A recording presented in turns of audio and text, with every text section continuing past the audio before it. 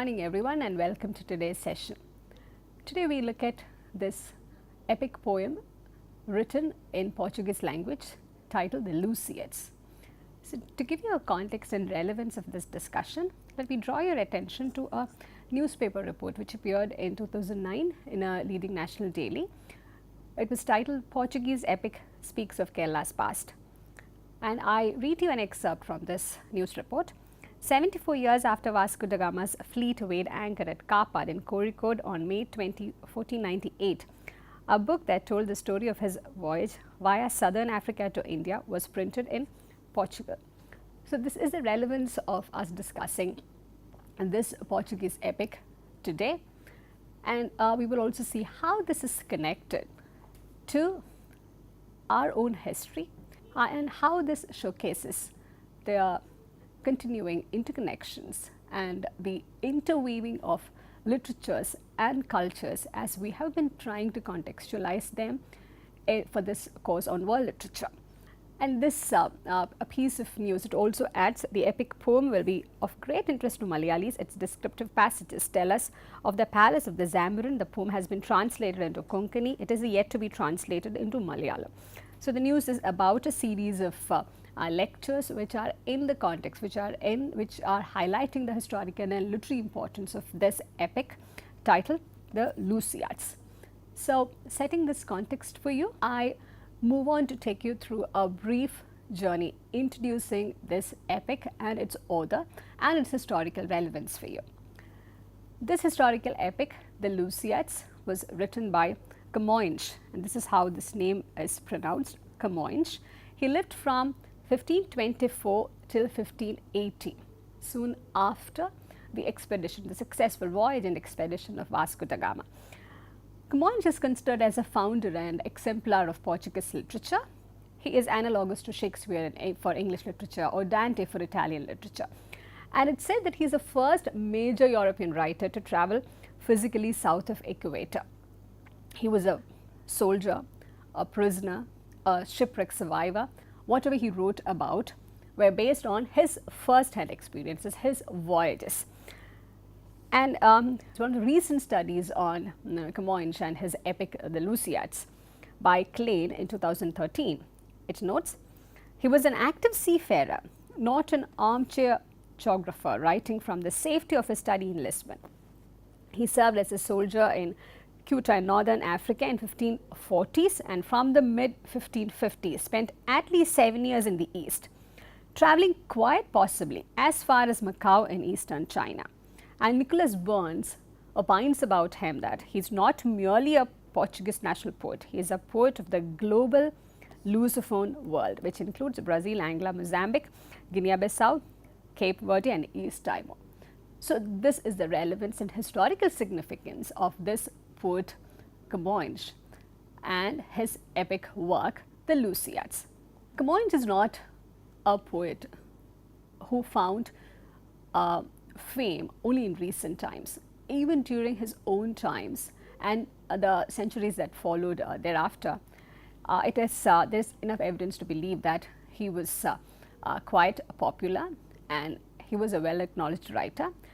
In an anonymous memoir from the 17th century, it's recorded about Camões that famous poet Luciads Camões, who speaking in absolutes was a prince of them all, was a tall man with broad shoulders and reddish hair.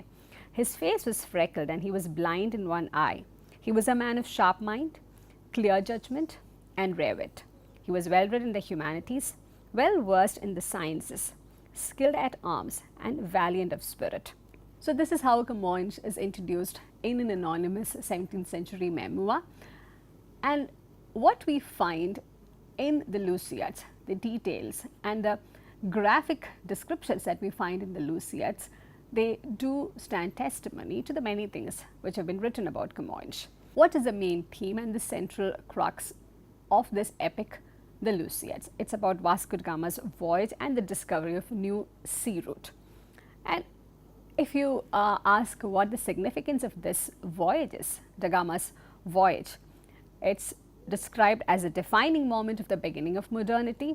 It said that it shrank the globe, whereafter yoking Asia inseparably with Western Europe. It pulled commerce out of the Mediterranean Sea to the Atlantic Ocean. So that's the significance of this voyage, and by extension, this epic, the Lusiads, it also acquires this status and relevance of situating itself within this moment of the beginning of modernity. And when we look back at that epic today, after centuries, we begin to see how important that document is for us to understand the kind of initiatives taken, the kind of enterprising spirit that Vasco da Gama and his crew had back in the 15th century. And this is what this iconic travel did to modernity.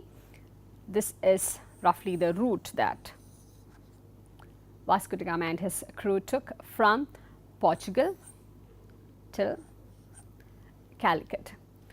And this discovery, as we know our history, it was a momentous episode which totally rewrote the story of colonialism and the story of international trade. Bearing this in mind, we begin to talk about the various ways in which the Lusiads talk about this epic voyage. This epic voyage, undertaken by Vasco da Gama and his crew in the 15th century, it was a dangerous exploit to begin with, and it said that only a third of the crew survived after this entire expedition. And there's every reason to believe the accounts which are given in the Lusiads, because our author, Camões himself, he had also undertaken this same journey. He was sent on an exile 50 years later, 50 years after Vasco da Gama's momentous journey, and he could come back only after 20 years. He was shipwrecked during this time. He made and lost fortune, and eventually, as a sum of this, as a sum total of this experience, he produced this poem which was as epic as his journey.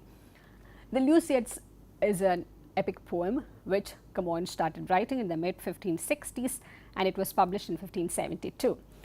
There are many English translations available today, at least 8 of them. And the first translation was by Sir Richard Fanshawe. He was a courtier of Charles I, King Charles I, and this translation appeared in 1655. And this translation of the Lusiads from Portuguese to English, it's seen as the first major literary exchange between Portugal and England. And now in different languages, we have more than 100 editions of this poem, the Lusiads. It has been translated more than 50 times into different languages, including Latin, Italian, Dutch, French, Polish, and various other languages. And these translations began to appear from the 17th and 18th centuries onwards. And of late, we also find a lot of critical attention and historical attention being bestowed upon this epic. The Lusiads is considered as the national epic of Portugal, and it was written when Camões was an exile in Macau. And this, if you try to sum up the story of the Lusiads, the plot, the central theme of Lusiads, it is a story of the Portuguese exploration of Africa and the Indian Ocean, and it is narrated in the form of a traditional epic. And it's also one of the most modern, recent epics available to us in terms of its dimension, in terms of its scope, and in terms of the large canvas that it deals with. It chronicles Vasco da Gama's voyage around Africa to India and discovery of this new sea route. This was between 1479 and 1499. And Camões, incidentally, had also spent far more time than Vasco da Gama himself did and Camões himself had spent far more time in Asia than in Africa. So his accounts also have that graphic quality when he talks about his experiences in Asia. And the Lusiads is about real people who lived in the recent past. And this is unlike other Renaissance epics, which relied a lot on fantasy, which relied on reliving myths, folk tales, and legends. And here we have a closer to life account because it's also loosely based on Camões' experiences.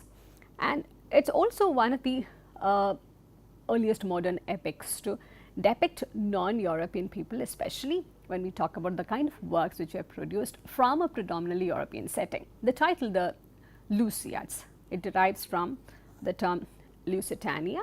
It was a Roman name used for a province that now roughly encompasses the present day Portugal. It's written in a Homeric fashion, and this was written 3 years after the authors returned from the Indies. There are a lot of descriptive passages which tell us about the location of the Zamorin, and we also get to know a lot about the details through the lens of this author, Camoes. Its setting, the canvas, is really expansive. It's set in Portugal, Africa and India, and of course at sea. And the protagonist of this epic, the hero of this epic, is not Vasco da Gama, but Portugal as a nation, Portugal as a nation which had the enterprising ability and the spirit to send out people on voyage. So this term is also very befitting to this national epic, which now is considered almost a source of supreme national pride. The structure of the poem befits an epic. There are 10 cantos written in ottava rima. There are 8,816 lines of verse and 1,102 stanzas. It's divided into 4 sections. There's an introduction, an invocation, a dedication, followed by narration or action, followed by the actual epic. And this is dedicated to King Sebastian, who is also a patron of arts and literature of those times. At the outset of the epic, in the beginning, it begins in the epic tradition. We are told right at the outset that the intention is to celebrate the heroes of Portugal together with its navigation and discovery. So Vasco da Gama's heroism is also situated within this national narrative, and it also concludes with an epilogue in a typical epic fashion. Reading the Lusiads is more like an experience. Nevertheless, I try to summarize some of the key points which are part of the Lusiads. When the epic begins, we get to know that Vasco da Gama's ships are underway in the Indian Ocean. They are sailing up the coast of East Africa, and there is also a rather extraordinary setting of Greek gods. The gods meet together. There's a council, and these gods of Greco-Roman mythology, they gather to discuss the fate of the expedition. So they have these different opinions about the future, the outcome of this expedition that is led by Vasco da Gama. And there's also a competition going on between these Greco-Roman gods to promote or foil the expedition. And we are introduced to Vasco da Gama and his crew in Canto 1 when they are midway of the ocean, and they are just off the East African coast, just south of Mozambique.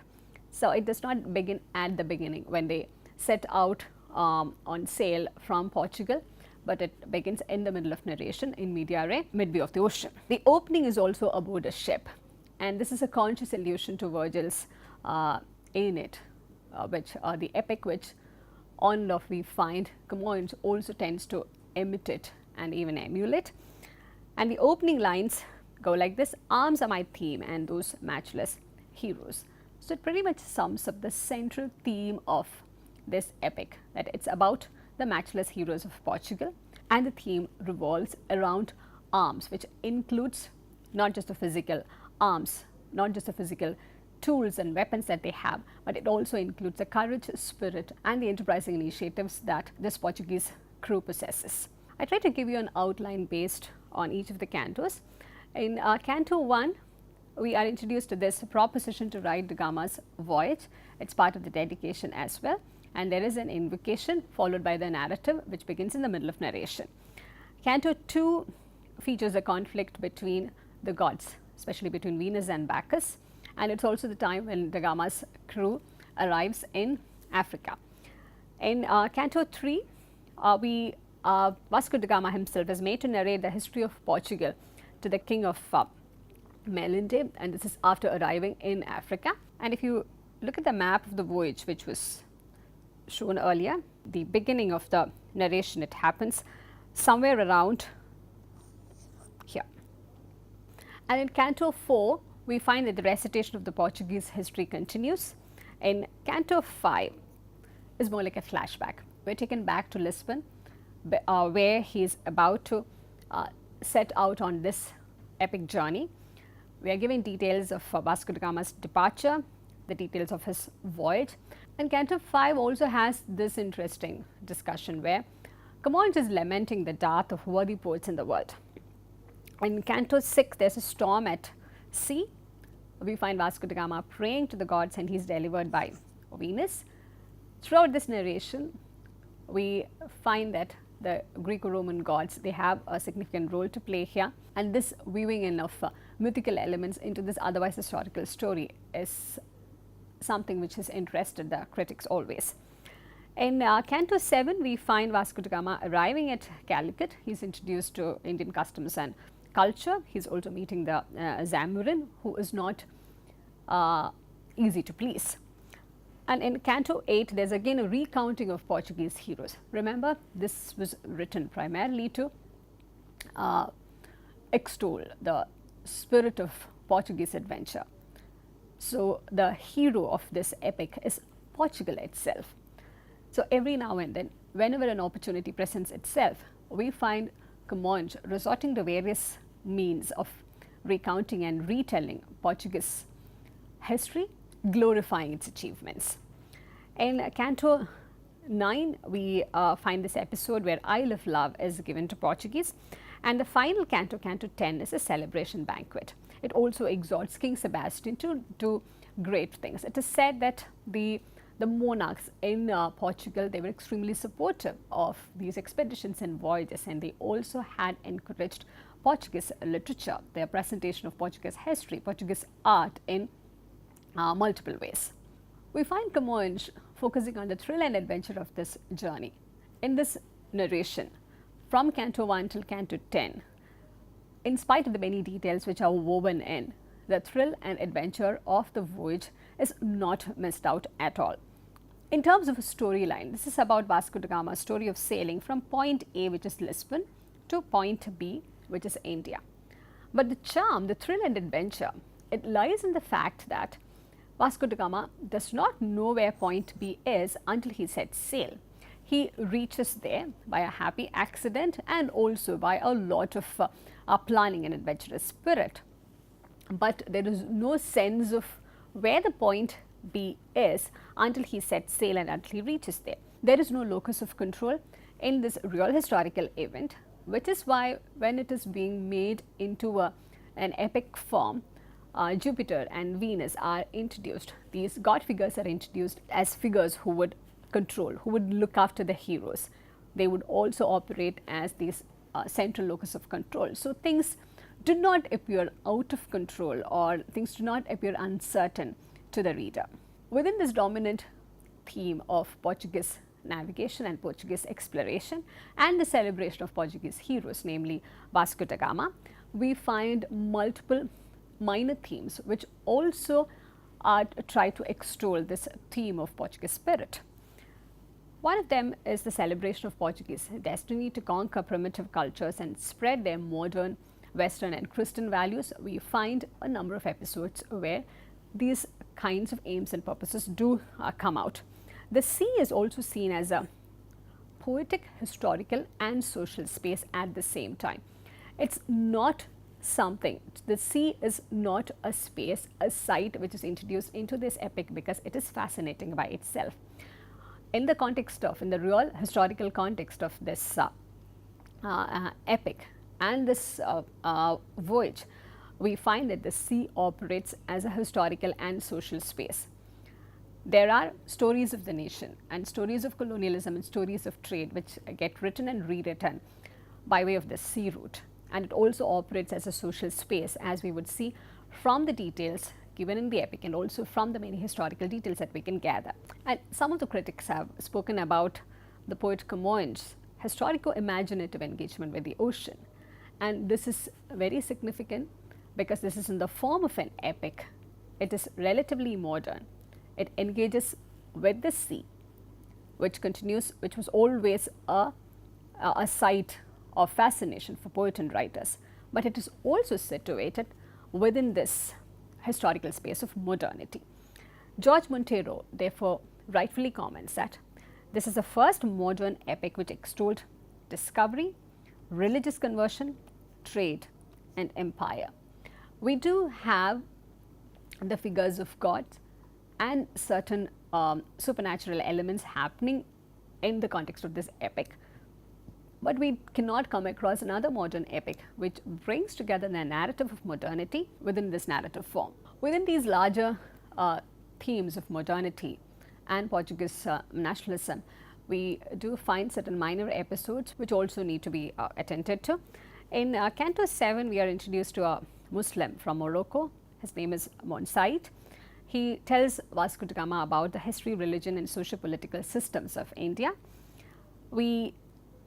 Throughout this narration, we get introduced to different nationalities, different cultures. It's more or less like a tour of Europe, Africa, the Middle East, India, China, Japan and various islands of the Pacific and Indian Ocean. As mentioned earlier, the expanse and scope of this epic in that sense is amazing. In Canto 5, we find Vasco da Gama insisting that his voyage is greater than those of Ulysses and Aeneas. And this is also a way in which Camões is indirectly trying to tell us that his epic, the Lusiads, is going to be greater than these ancient classic epics. We find the use of classical gods and goddesses, but the theme is not entirely pagan. So, we find a fusion of the Christian and pagan myths, which is also again another way in which this epic fits itself within this narrative of modernity.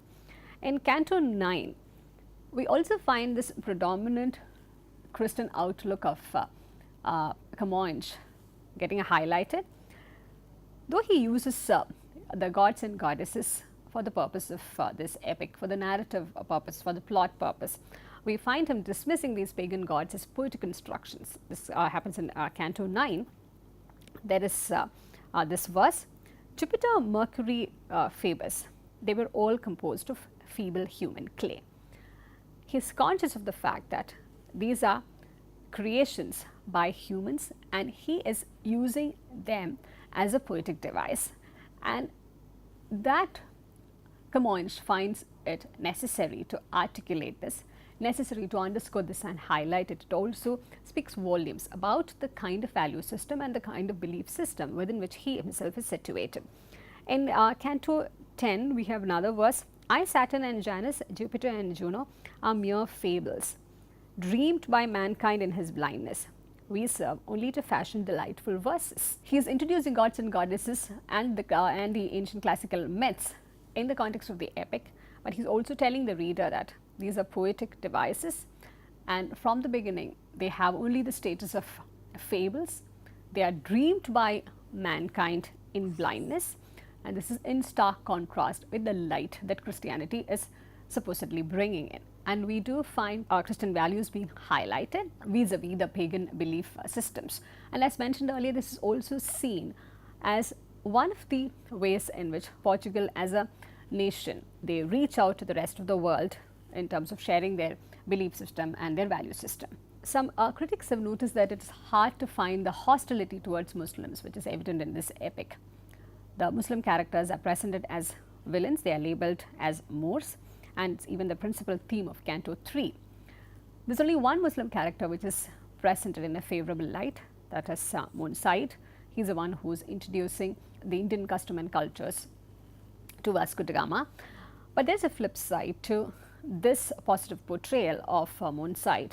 He is someone who turns Christian after helping Vasco da Gama escape from Calicut. So, one does not know whether this presentation of Monsaid in a favorable light is because of his impending conversion to Christianity. As we wrap up this discussion, it is important to note that we can possibly read the Lusiads as a humanist epic, which is what makes it enduring to us even after centuries of its original writing and publication.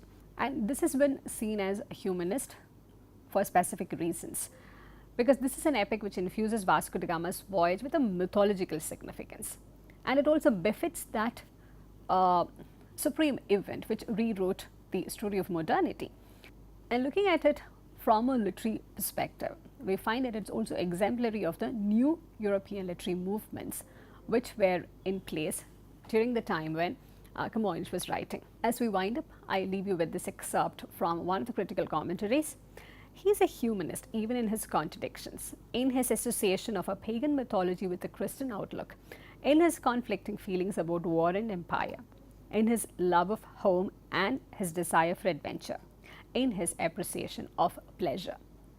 The Lusiads thus clearly qualifies as a modern epic which has the traits of humanism and it also has the capacity to please. I hope this lecture has been an encouragement for you to go and look up at least some excerpts of this epic work titled the Lusiads. That's all we have for today. I thank you for listening, and I look forward to seeing you in the next session.